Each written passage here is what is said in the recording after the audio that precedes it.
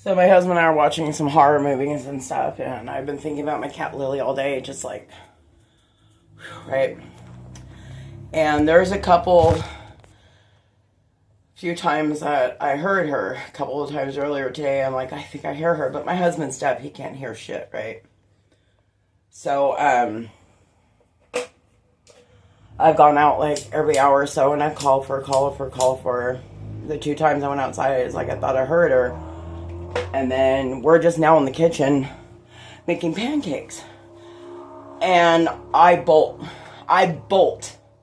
out the front door. I come running back through. My husband's got the curtain open, the blanket open, and I'm bolting out the back. He's like, what? And I'm like, he's like, do you think you hear a cat? I'm like, yes. I heard Lily. I know her meow. And so I start yelling for her through the house. I'm just frantic, right? I go back up front. I take my dog with me. And I go to the side of the house because there's a little break by the hose. And I go over there and I yell for her. And she yells back. My husband's like, da-da-da. I'm like, nope. We have a crawl space under our house in the master bedroom. And I got my service dog, Buddy Dog, in that room with me. And I ripped all that shit out of that closet. And I get down to the board and I can't lift it. So I come running out and tell my husband, turn off the stove. I can't get the board open. And he pulls it open. Oh, God, I'm so dirty. And he pulls it open, and lo and behold, there she is. She's been trapped under the house.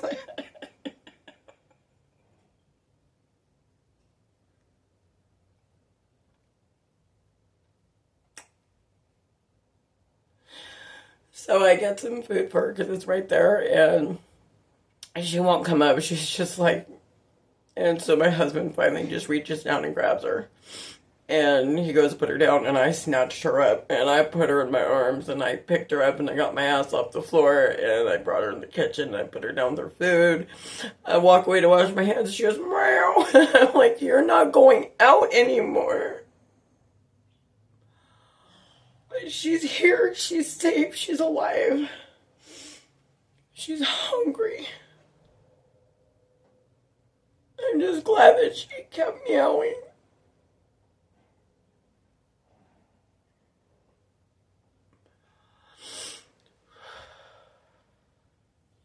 I have been so sad and so depressed all day.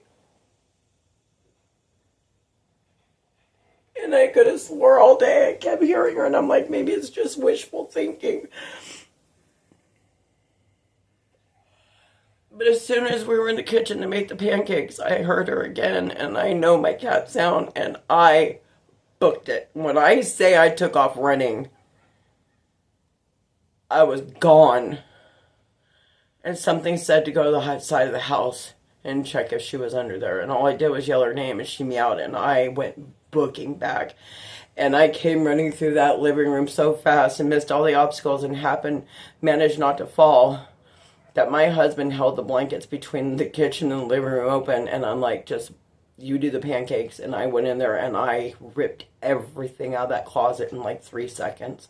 I kid you not, I tore everything out, and I just couldn't lift the wood. And my husband did, and I was right there, and I saw her, and the first thing I did was grab her and put her against me. And I started looking her over, and I just ran my hand across her to make sure that she wasn't injured. And she's not. She's just hungry. Oh, I can't take the stress. I've been telling my husband all day, I want my daughter. Where did she go? She just couldn't get out from under the house this time. But she's here.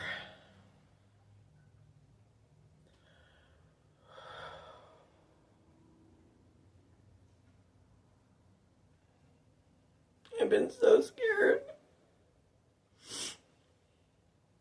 None of my animals are young. I have Mama Cat that's 8 to 10 years old, and her son is 6 months younger. And then I got 3 13-year-old female dogs.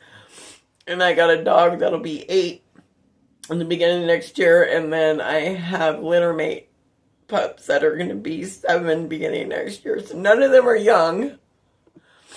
Time has gone by really fast. And You know, when one of them just decides it's going to take off and you don't know where they're at. But she's here. She's home. And she's not getting out. She needs to stop that.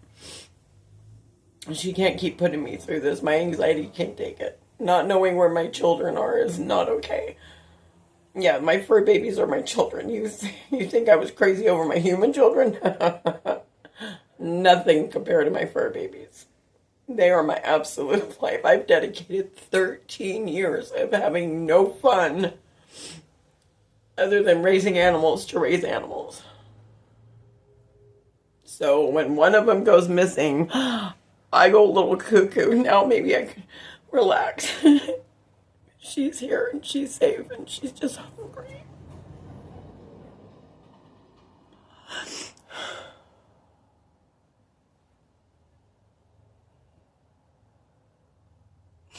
Thank you, God, for bringing back my baby. Thank you for allowing me to be able to hear. Something told me earlier today to go in that cavity and see.